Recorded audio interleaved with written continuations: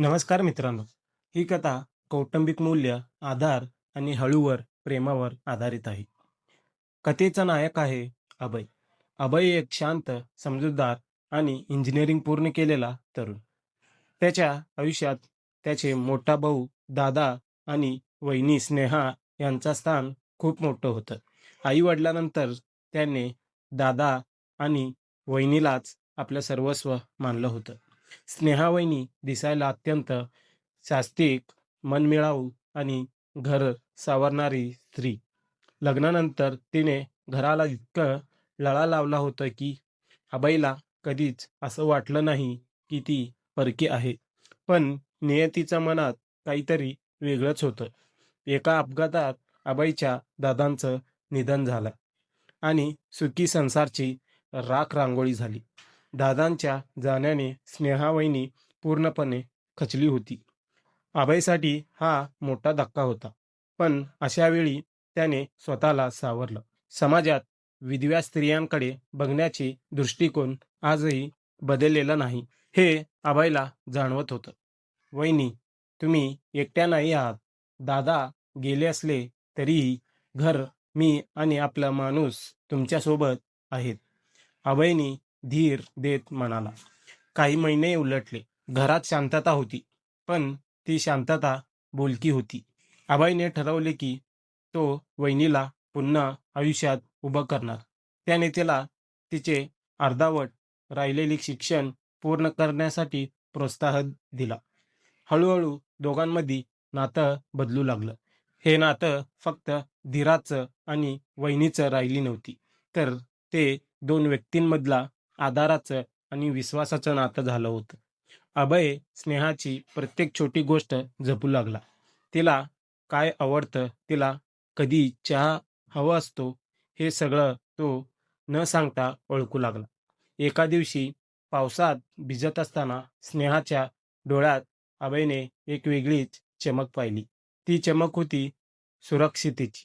घरातील मोठ्याने स्नेहाचं दुसरं लग्न लावून देण्याचा विचार मांडला. पण स्नेहाने स्पष्ट नकार दिली. तिच्या मनात अभयबद्दल नकळत जागा निर्माण झाली होती. पण ती बोलायला घाबरत होती. जेव्हा अभयने घरात सांगितलं की मला वहिनीसोबत माझं आयुष्य व्यतीत करायचं आहे, तेव्हा वादळ उठला. लोक म्हणू लागले, "हे कसं शक्य आहे? नातं काय सांगणार?" पण अभय ठाम होता. त्याने सांगितलं की प्रेम म्हणजे केवळ शरीर नाही, तर दोन मनाचे मिलन आहे. एकमेकांना दिलेला आधार असतो. अभयने स्नेहाला विचारलं, "स्नेहा, तुला माझ्यासोबत आयुष्य काढायला आवडेल का? मी तुला दादांची जागा देऊ शकणार नाही, पण अभय म्हणून तुझ्या आयुष्यभर साथ नक्की देईन." स्नेहाच्या डोळ्यात आनंदाश्रू वाहू लागले. तिने होकार दिला.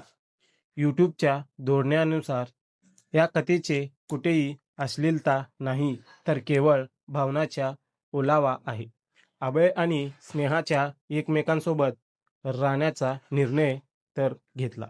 पण समाजाचे टोमणे अजूनही थांबले नव्हते. गावातील काही लोक आणि नातेवाईकांच्या या निर्णयाला चुकीचं ठरवत होते. अशा वेळी अभयने एका धाडसी पाऊल उचलला. त्याने ठरवलं की तो स्नेहाशी कायदेशीर विवाह करेल आणि तिला सन्मानाने तिचा हक्क मिळवून देईल. एका दिवशी घरात मोठं भांडण झाले. काकांनी अभयला विचारलं, "तू हे काय करतोयस? जगाला काय तोंड दाखवणार?" तेव्हा अभय शांतपणे म्हटला, "काका, जेव्हा वहिनी एकट्या रडत होत्या, तेव्हा कोणाचेही जग त्यांना धीर द्यायला आले नाही. जर दादा आज असते, तर त्यांनाही ही माझी भूमिका आवडली असती.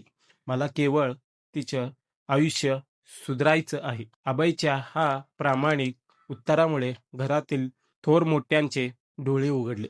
त्याने जाणीव झाली की एक तरुण स्त्रीला आयुष्यभर दुःखाच्या खाईत लोटांपेक्षा तिला नवं जोडीदार मिळवून देणं हेच खरे पुण्य आहे.